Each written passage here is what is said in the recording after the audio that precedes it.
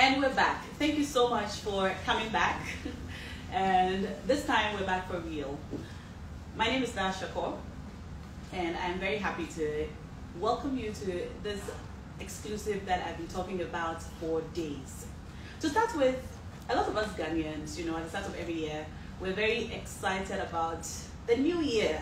We talk about how this new year is going to be a year of happiness. This year will be a year of joy and abundance. We go to church and we say, this year is the year that will continue to smile from start to finish. But as the year runs, January, February, life happens. And we soon start experiencing difficulties. Loss of a job, the death of a loved one, or even the regular stress that every day presents. And we find ourselves constantly focusing on the things that are going wrong in our lives. We do that a lot. And we even forget the happiness recipe we had at the beginning of the year, and we soak in all the things that are not going according to plan.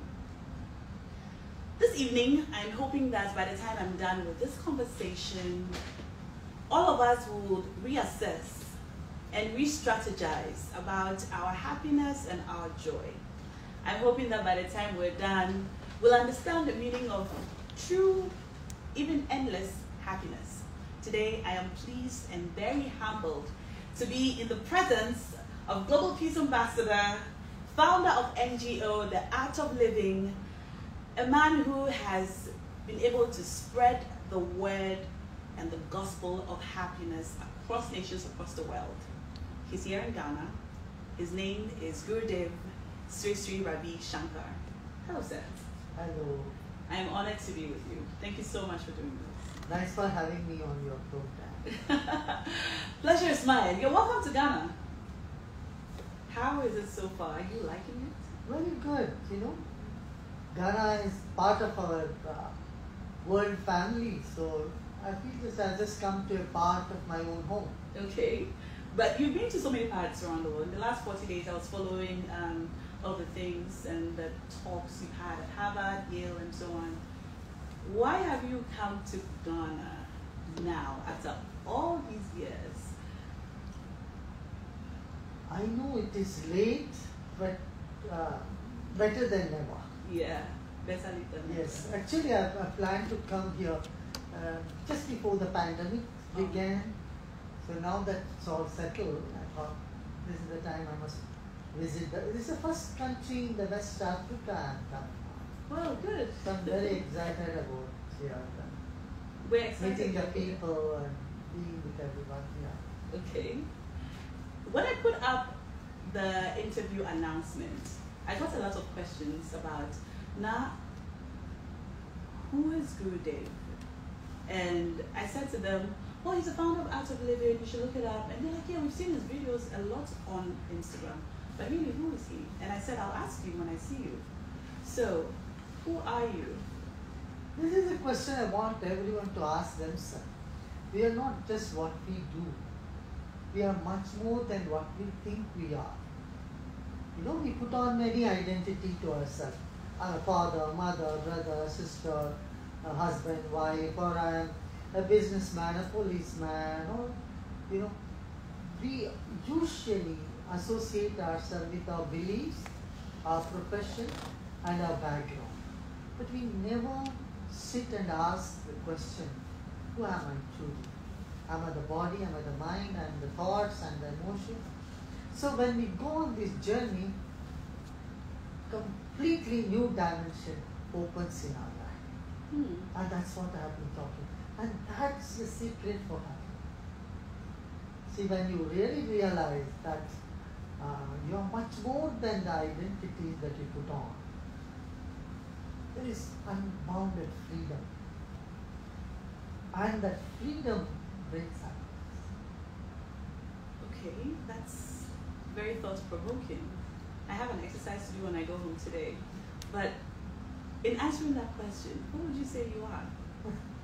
As I said, I would say the journey is from being somebody to nobody, and nobody to everybody. There is a child in every one of us. And when we don't lose that childlikeness, then we are what I am. It's even more complicated now. But I think Truth appears to be complicated, but in fact it is very simple. even more confused. Okay, so you said discovering who you are is the secret to happiness. Correct. All right. Just before this conversation began, I had a quick conversation online with a lady called Na, and I asked her, "Are you happy?" She said, "No." And I said, "What do you need to be happy?" And she said, "Well, my landlord is evicting me from my house today, and so if I could get somewhere else to go and stay, then I'll be happy." And I've been thinking about that between the conversation and now. Is there a universal route to happiness? Is it possible to achieve that happiness? Yes. Now see, life is not without challenges. Life poses many challenges. In fact, so many challenges on a daily routine, in a routine sense. But we forget that we have handled such challenges before also. It's not the first time a challenge has come in front of us. 10 years ago, if you look back, you had some challenges. 5 years back, you had. So when you look back at those challenges, you know how you have come out of it. So this will also pass. This is what I call as wisdom. Your ability to look at the challenges in life. I want to tell you one other. See, if you are given 10 compliments and one insult, what would you hold on? Naturally, I'll think about the one thing that didn't go right. Yeah. So in life, if there are 80 good things and there are 20 bad things that happen, our mind blows the 20 into 2000. Yeah. So we have this tendency, but kids don't do that. If you notice a kid is crying and the tears are still on its cheek, it doesn't take much time for it to smile back. Yeah. So why we have lost that sense of resilience? This is what we have to ask ourselves. What you will find there is because of stress and tension. Nobody at home or in school taught us how to get rid of tension, how to handle the mind when it is stressed. That's where our NGO, our Art of Living Foundation, teaches techniques, tools and techniques for people to handle their mind. How they can take the help of their own breath and change their moods and not feel a victim of bad moods. A victim of bad moods. Interesting. So you're saying that no matter how bad things are in my life, I can still feel happiness. When you see the problems are smaller and you can handle that, for that you need to get that confidence. I can handle it. Okay. Tell me very simply, for all the people who are watching us right now who feel overwhelmed by life circumstances, people have lost children. You know, COVID has wiped out thousands of people around the world. Jobs have been lost. People Yes. are broken, hungry, homeless, sick, overwhelmed. Correct. Tremendous pressure. Yeah. Mental pressure, I know, and there is so much tension in the world. Either there is depression or suicidal tendency Yeah. on one side, on the other side, people are getting so aggressive. At the drop of the hat, people are very Yeah. upset. So for all these people who are watching us right now, or watch this video later, who are feeling overwhelmed, people on the verge of suicide, on the verge of giving up, what can you tell them very simply on how they can, right now as they watch us, overcome this difficult emotion and feel happy? I'll give them just simple 4 steps. First of all, invoke the valor inside of you. You have overcome many difficulties in the past, and you say you can do it. invoking the valor. Number 2, see life from a bigger angle. In the past, you have overcome difficulties. Know that you can overcome this one also. I learned from others. Hard one. See, there are people who have bigger difficulties than this. So when you commit yourself to share and serve with others, your problem will appear small. If you are just thinking all the time about yourself, your problem becomes unsurmountable. But if you open up and see what's happening in the world, and you see you are not alone in your problem. The fourth one, I would say, that believe in your mind power. There is a saying, as you sow, so shall you reap. Put more positive seeds in your consciousness, so that your mind, start attracting more positivity than negativity. Is that real? It is. Today, world over, this has been proved, and there have been a number of experiments which have said the power of mind, the power of meditation, the power of breathing. More than 100 benefits have been listed. If you just go and Google and search, you'll find so many evidences. Okay. Our programs are in about 101 universities in America, United States of America. Yeah. It's all for credit.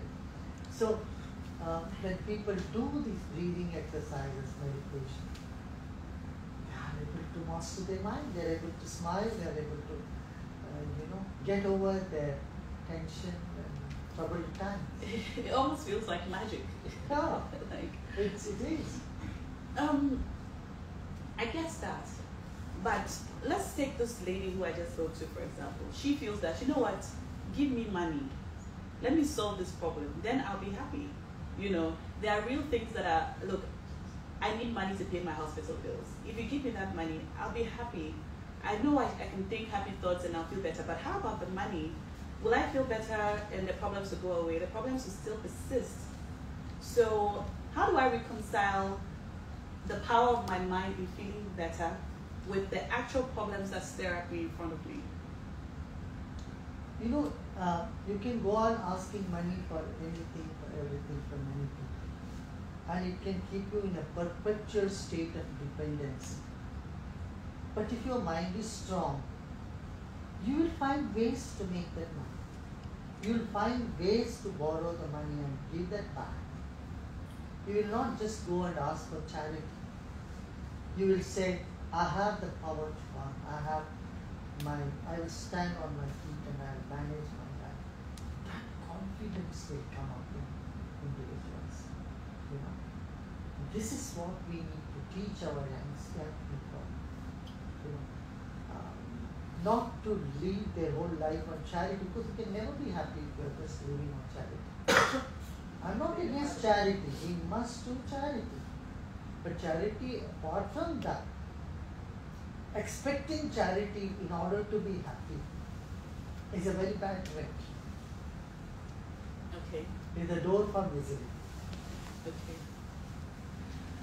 I should say I really appreciate how calm you are all the time, and the seeming happiness that you constantly exude. Has there ever been a time in your life when this calmness or happiness was challenged? Has anything shaken the foundation of your personal happiness? So far, our techniques have been very, very effective. So such a situation has not happened. Ever in your life? Never happened so far. But I can't say the future. Have you felt sorrow? I do feel the pain whenever I see others in sorrow. It's not that you become insensitive to others' misery, in fact, you become more sensitive to others' misery. That's why we do a lot of service projects around the world. Okay. We are taking care of many poor children in the world. Yeah. Women empowerment, children, education. Yeah. and working in the conflict zone. Yes. I followed some of your work in Russia and Ukraine, and I thought that's like really selfless. This is what life should be about, helping people who are in distress. Yeah, in Syria, we took about 3,000 children from Syria in the war zone, helped them to rehabilitate. These kids never want to go to school. They were so scared of bombs, and our techniques and all these processes course help them to get out of those traumatic experiences. Yeah. So we have been doing this work in Iraq, in Sri Lanka, many other places.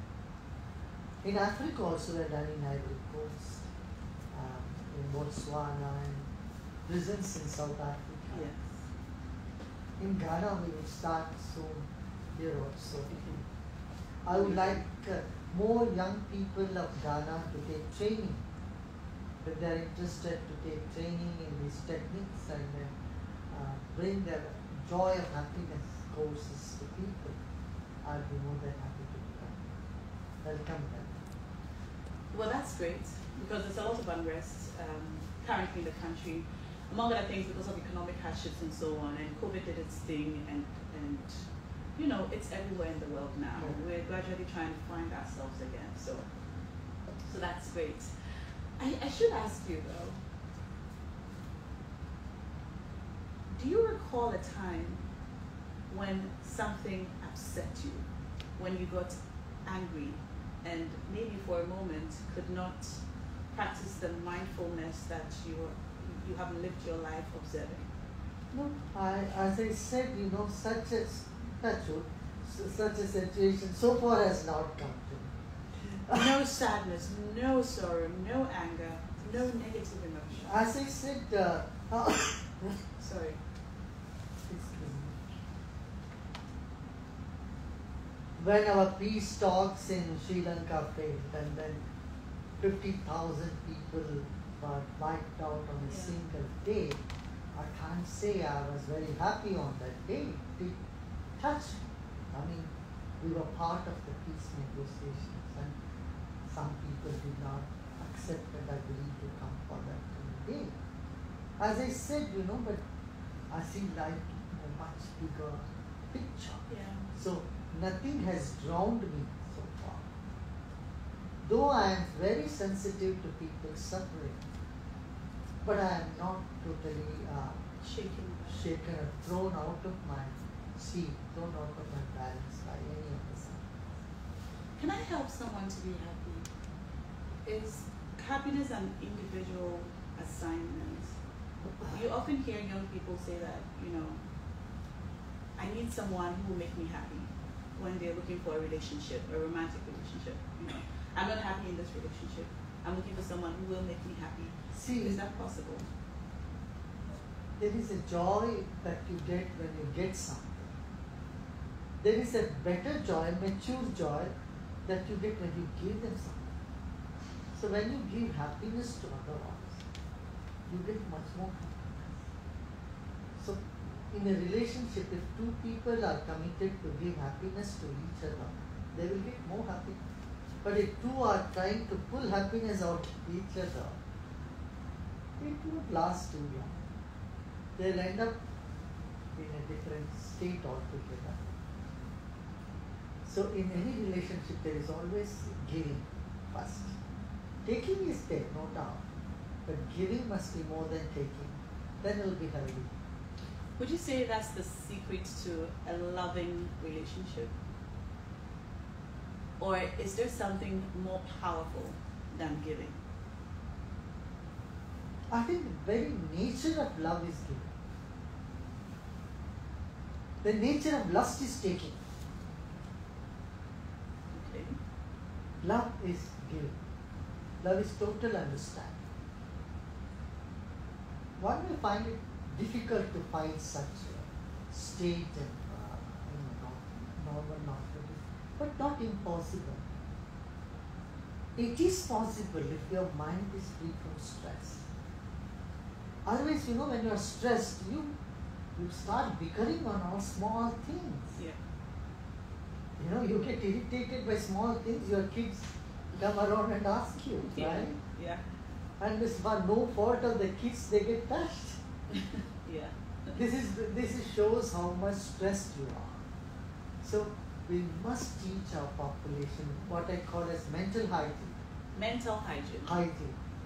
Remove the stress from your mind. How do you do that? Through the breathing techniques, breathing exercises.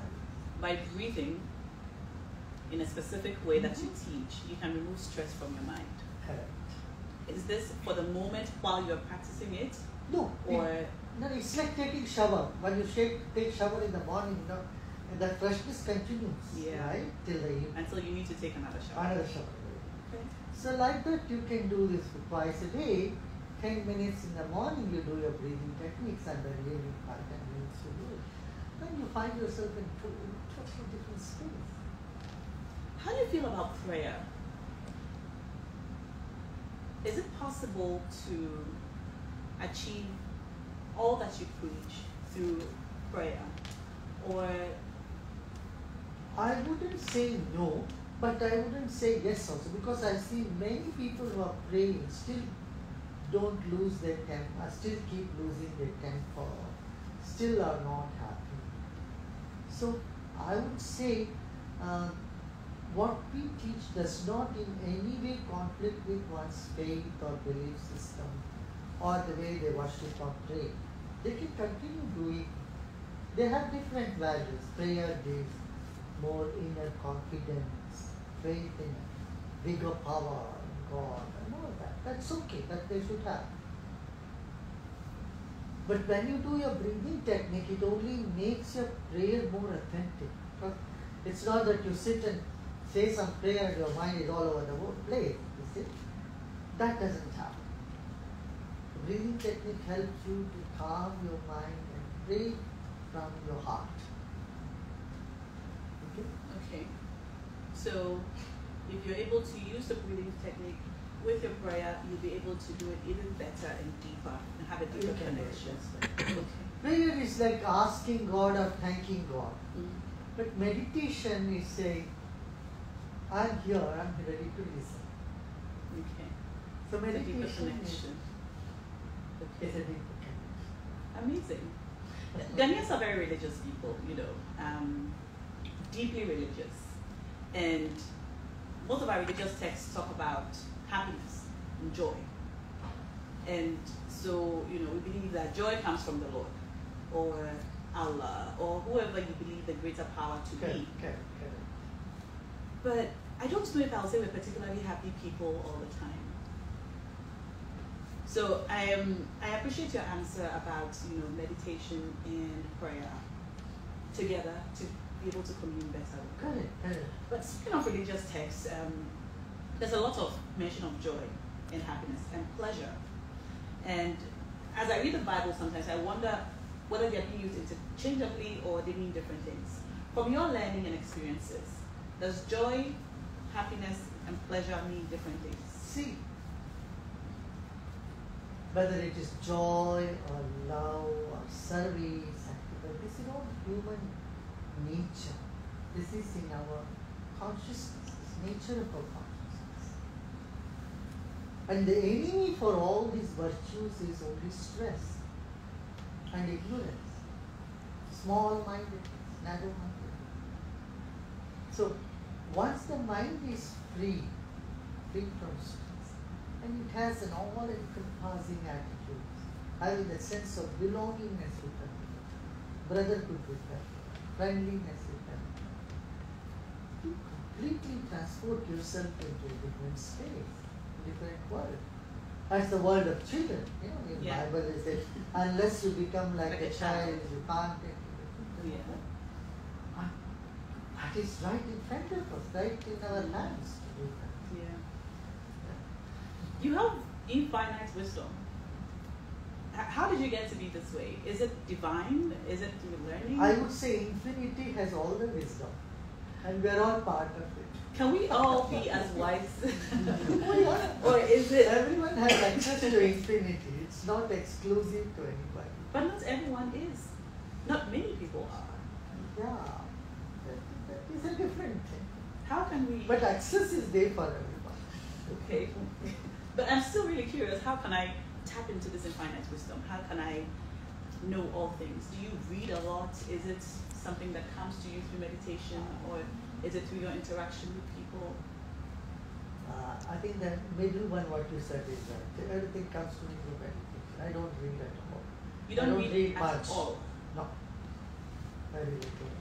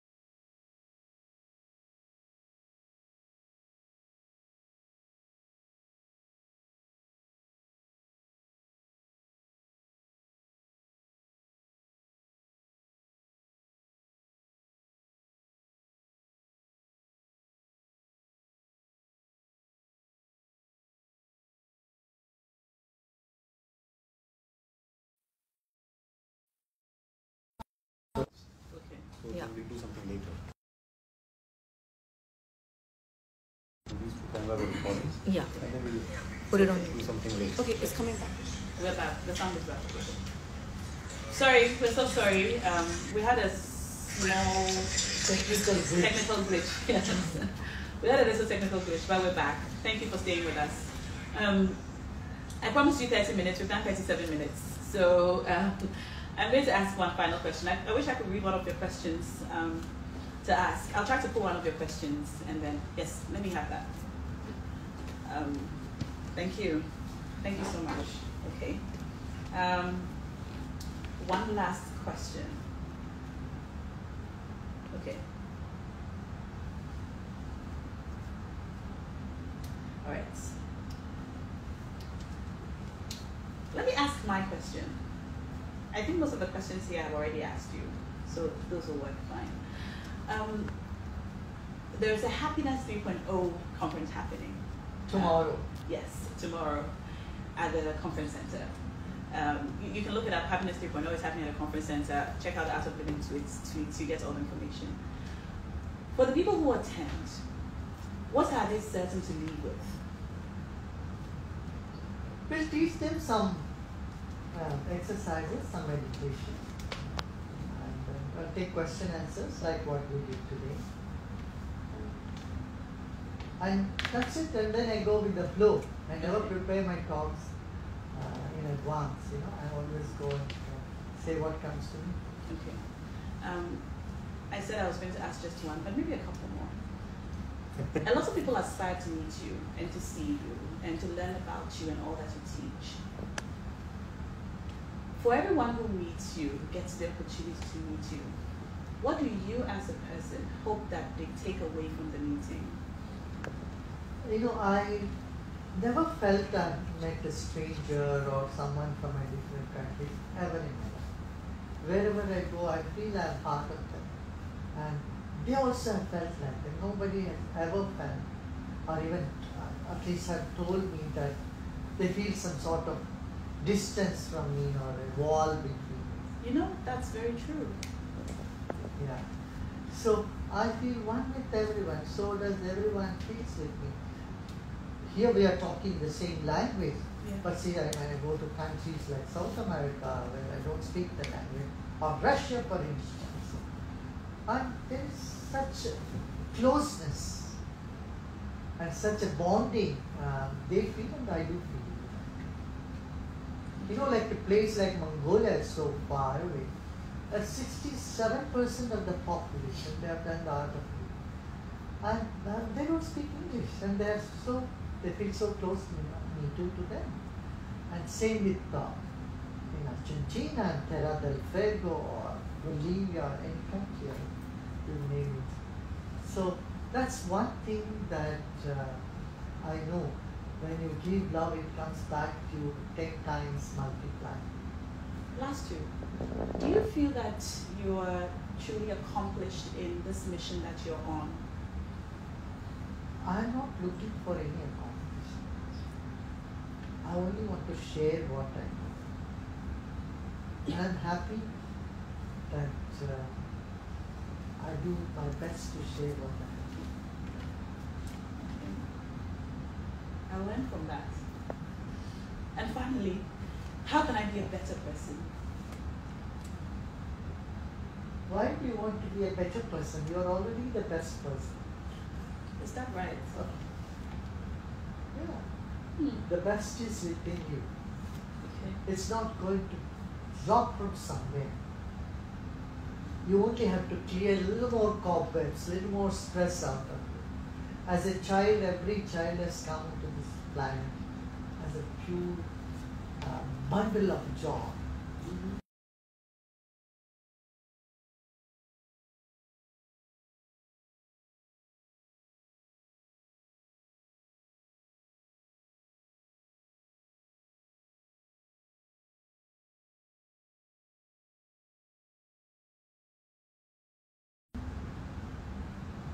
Thank you.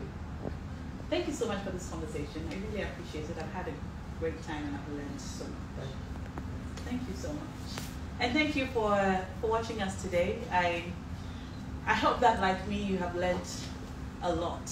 And tomorrow evening at the conference center, the Happiness 3.0 conference is happening. Perhaps you should attend and learn a thing or two.